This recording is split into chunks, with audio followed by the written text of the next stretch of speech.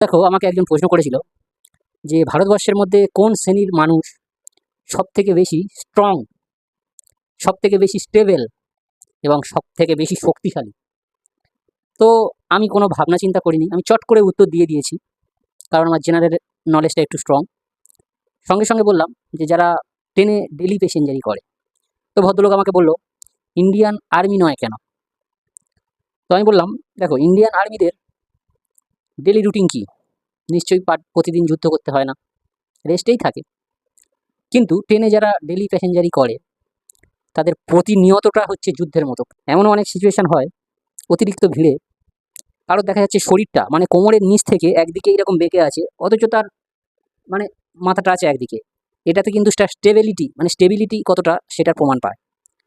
যখন এক একটা করে স্টেশন আসে, ওই যে ধাক্কাটা, ওই যে ঝড়, ওই যে তুফান ওদিক থেকে গেট থেকে আসে ধেয়ে, ওই তুফানের মোকাবিলা করার জন্য যে ক্ষমতাটা লাগে, এর থেকে বোঝা যায় তারা কতটা স্ট্রং। এসব কিছুর মধ্যেও কিন্তু বগলের ঘাম শোকা, বাতকর্মের গন্ধ শোকা, এটসেট্রা এটসেট্রা। এছাড়াও কিন্তু লেডিস কামরাতে ওই গরমের মধ্যে যে কি পরিমাণ বচন যুদ্ধ হয়, সেটা একমাত্র যারা গেছে তারা জানে।